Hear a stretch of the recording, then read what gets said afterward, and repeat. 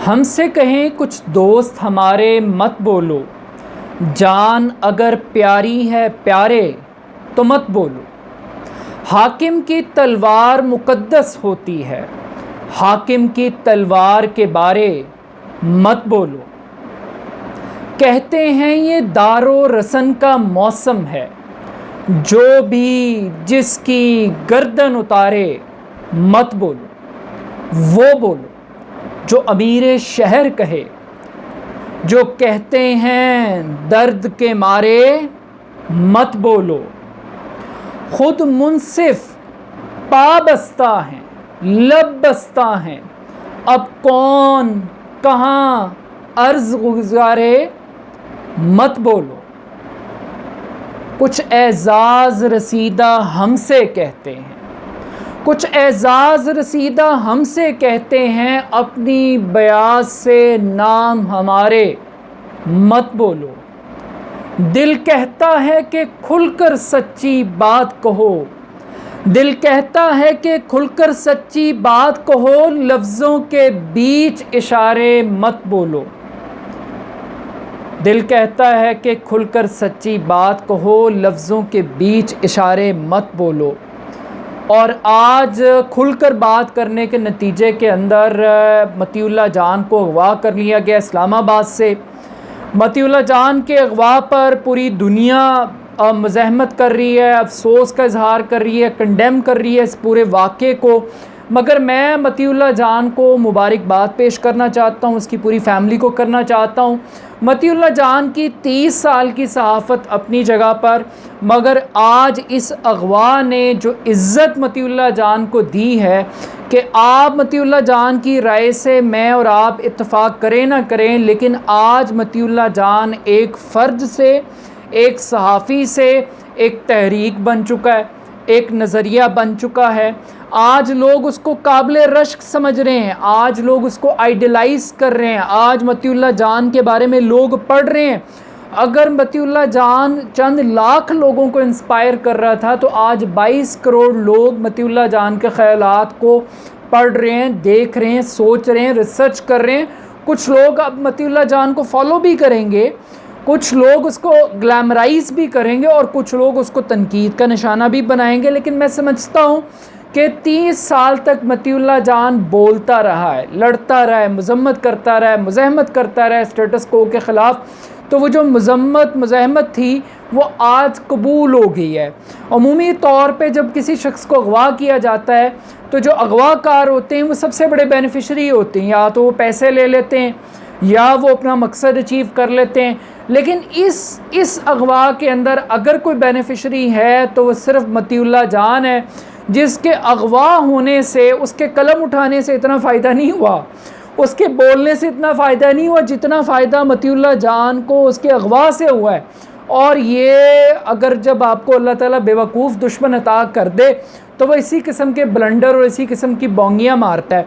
अब दूसरी इंपॉर्टेंट बात यह है कि मतीउल्लाह जान को आखिर अगवा क्यों किया गया जी। लोग कहते हैं जी वो एंटी इस्टेब्लिशमेंट था, फ़ौज पे तनकीद करता था, जुडिशरी के ऊपर तनकीद करता था, तो बिल्कुल ठीक है। लेकिन चूँकि हामिद मीर साहब को जब गोलियां लगीं और लगने के बाद जियो ने बराह रास्त इल्ज़ाम लगाया जनाब ISI के चीफ़ के ऊपर, इस वक्त के जनरल ज़हीरुल इस्लाम साहब, फट्टे चला दिए। और उसके बाद जो गोलियां हामिद मीर को लगीं वो बाद में फिर जियो को जाके लगीं, सहाफ़ियों को लगी, और फिर कदगने और पाबंदियों का एक नया सिलसिला शुरू हुआ। तो आज तो भैया कोई तो ये जुर्रत नहीं करेगा कम से कम कि वो ये कहे कि हाँ जी मतीउल्लाह जान को ISI उठा के लेगी या MI उठा के लेगी।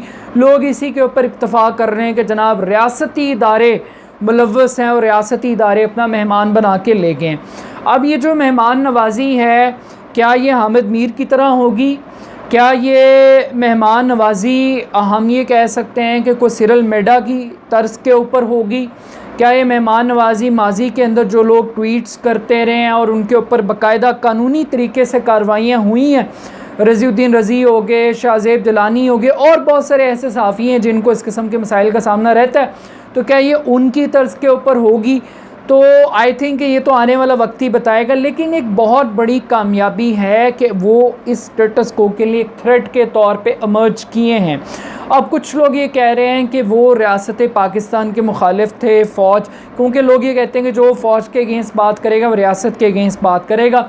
आप फ़ौज के पॉलिटिकल रोल को तो क्रिटिसाइज़ कर सकते हैं, उनकी बैड पॉलिटिकल इंटरफेरेंस को क्रिटिसाइज़ कर सकते हैं, ये थोड़ा सा जस्टिफाइड। आई थिंक कि मैं उन लोगों से तो यहाँ पे इख्तलाफ करूँगा, बट इस पूरे क्रिटिसिज्म फ़िलासफ़ी के अंदर मैं लोगों को ये ज़रूर बताता चलूँ कि वो एक मिलिट्री बैकग्राउंड फैमिली से ताल्लुक़ रखते थे। उनके वालिद साहब लेफ्टिनेंट कर्नल थे, ख़ुद उन्होंने फ़ौज का कमीशन हासिल किया मगर अपनी जॉब छोड़ दी थी। इससे पहले भी उनके ऊपर 2017 के अंदर भी अटैक हुआ, फिर 2018 के अंदर DGISPR आसिफ गफूर साहब ने कुछ ट्वीट्स के बारे में बताया था जो सोशल मीडिया के ऊपर रियासत मुखालिफ प्रोपेगेंडा कर रहे हैं रियासती इदारों के अगेंस्ट, और उसमें जो सबसे नुमाया ट्वीट थी वो भी मतीउल्लाह जान साहब की थी। अभी चंद दिन पहले सुप्रीम कोर्ट ने भी काजी फैज़ ईसा केस के हवाले से मतीउल्लाह जान की कुछ ट्वीट्स के ऊपर आज ख़ुद नोटिस लिया है, जिसकी कल समाअत भी होनी थी। बट ये इंटरेस्टिंग बात है यहाँ पर कि यहाँ पर कोई शख्स काजी फैज़ ईसा को कत्ल की धमकियाँ दे, सुप्रीम कोर्ट आज ख़ुद नोटिस नहीं लेती। यहाँ पे जस्टिस वक़ार सेठ को पागल कहा जाए, उनकी तज़हीक की जाए, परवेज़ मुशर्रफ को डी चौक में टांगने के फ़ैसले के ऊपर, तो उससे भी अदलिया की तज़हीक नहीं होती। लेकिन यहाँ पर अगर कोई इदारों की फेयरनेस के ऊपर सवाल उठाए तो फिर वो तज़हीक का एक बहुत बड़ा मसला पैदा हो जाता है। यहाँ पे तो हमारी अदलिया भी बड़ी नाजुक मिजाज है। अब कुछ लोग ये बात कर रहे हैं कि इस्लामाबाद के हब के अंदर अगवा किया गया है दिन दहाड़े, तो मैं उन दोस्तों के लिए कुछ स्टैट्स शेयर करता चलूँ कि जनाब गुज़श्ता साल 2019 के दौरान फ्रीडम नेट की रिपोर्ट के मुताबिक पूरे मुल्क के अंदर 91 वाक़यात पेश आए हैं सहाफ़ियों के ख़िलाफ़ तशद्दुद के, हरासानी के और फ़िज़िकल टॉर्चर के, कत्ल के वाक़यात पेश आए हैं। गुज़श्ता साल के अंदर 7 सहाफ़ियों को कत्ल किया गया और इस्लामाबाद सहाफ़ियों के लिए सबसे ज़्यादा ख़तरनाक तरीन शहर करार दिया गया। सबसे ज़्यादा ख़तरनाक 91 वाक़यात में से 31 वाक़यात इस्लामाबाद की हदूद के अंदर हुए। ये किसी बलोचिस्तान की या KPK की मैं आपको कहानी नहीं सुना रहा। और हाँ, वो बिलावल भुट्टो बड़ा जमहूरियत का चैम्पियन बनेगा, वो भी सुन लें कि सिंध दूसरे नंबर पे सहाफ़ियों के लिए ख़तरनाक तरीन है, जहाँ पे 24 वाक़यात गुज़श्ता साल पेश आए। इलेक्ट्रॉनिक मीडिया के सहाफ़ियों को सबसे ज़्यादा थ्रेट का सामना करना पड़ा और गुज़श्ता 6 साल के दौरान 33 सहाफ़ियों को कत्ल किया गया पाकिस्तान में। गुज़श्ता 18 साल के दौरान रिपोर्ट के मुताबिक 130 सहाफ़ियों को कत्ल किया गया। उनकी ड्यूटी की वजह से, उनकी रिपोर्टिंग की वजह से, उनके दीगर मामलात की वजह से। तो यहाँ पे तो पॉलिटिकल पार्टियाँ मरवा देती हैं सहाफ़ियों को। अगर रियासती इदारों से बच भी जाएँ, वली ख़ान बाबर एक क्लासिक एग्जाम्पल है। तो आई थिंक कि इस मुल्क में सहाफ़त को आसान काम नहीं है, लेकिन वो लोग जो समझ रहे हैं कि वो मतीउल्लाह जान की आवाज़ को दबा लेंगे, ये आवाज़ और ज़्यादा बुलंद होगी। वो लोग जो वो बना रहे हैं कि काबिले अंजाम के तौर पे कि उनको एक इबरत का निशान बनाएंगे, मेरा ख़्याल है कि वो काबिले रश्क बनाने की कोशिश कर रहे हैं। ये आवाज़ रुकेगी नहीं, ये दबेगी नहीं, ये तनकीद मज़ीद बढ़ेगी और आप अपने एडवोकेट्स पैदा नहीं कर रहे, आप अपने दुश्मनों में इजाफ़ा कर रहे हैं। तो इस 21वीं सदी के अंदर आप कितने ट्विटर अकाउंट्स को बंद करेंगे, कितने लोगों को उठा के ले जाएंगे, कितने लोगों को अगवा करेंगे। लेकिन दूसरी तरफ मैं लोगों से भी कहता हूँ कि देखिए, फेयर कमेंट कीजिए, फेयर तनकीद कीजिए, इदारों के तशख़्ख़ुस के ऊपर कोई हर्फ नहीं आना चाहिए। इदारों की बैड पॉलिसीज़ को तनकीद ज़रूर बनाएं, जो उनका पॉलिटिकल रोल है उसको क्रिटिसाइज़ करें, बट बतौर इदारा जो लोग कुर्बानियाँ दे रहे हैं, जो शहादतें दे रहे हैं, उसका भी हमें ख्याल रखना है। लेकिन आई थिंक कि ये जो अगवा है, ये आर्मी चीफ़ के ऊपर एक बहुत बड़ी चार्जशीट है, ये प्राइम मिनिस्टर ऑफ पाकिस्तान के ऊपर एक चार्जशीट है, ये चीफ़ जस्टिस ऑफ पाकिस्तान के ऊपर भी एक बहुत बड़ी चार्जशीट है। तो आई थिंक कि मतीउल्लाह जान की फ़ैमिली के लिए ये एक मुश्किल टाइम है, लेकिन मेरा ख़्याल है कि उनको अल्लाह करे कि वो खैर आफियत से वापस आ जाएँ, जो कि इंशाल्लाह वो आ जाएंगे, मुझे बड़ी उम्मीद है।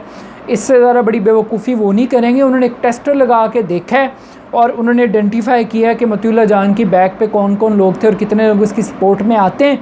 तो सपोर्ट का वॉल्यूम देख के अब वो उनको ज़रूर इज़्ज़त के साथ घर छोड़ के आएंगे और गलतफ़हमी का शिकार हो गए। तो तो बट आई थिंक के मतीउल्लाह जान को इस वाक़े से बहुत ज़्यादा फ़ायदा, और इतना फ़ायदा तो उनको 30 साल की रिपोर्टिंग में नहीं हुआ जितना फ़ायदा उनको अगवा करके आज बेवकूफ़ दुश्मनों ने, सो कॉल्ड रियासती दहशत गर्दी ने उनको पहुँचाया है। तो आई थिंक के मतीउल्लाह जान को एक सहाफ़ी से बढ़ के आज हीरो के तौर पे देखा जा रहा है। ये अलहदा बात है कि मेरा और आपका मतीउल्लाह जान के ख़यालात से इत्तफ़ाक़ करना ज़रूरी नहीं है।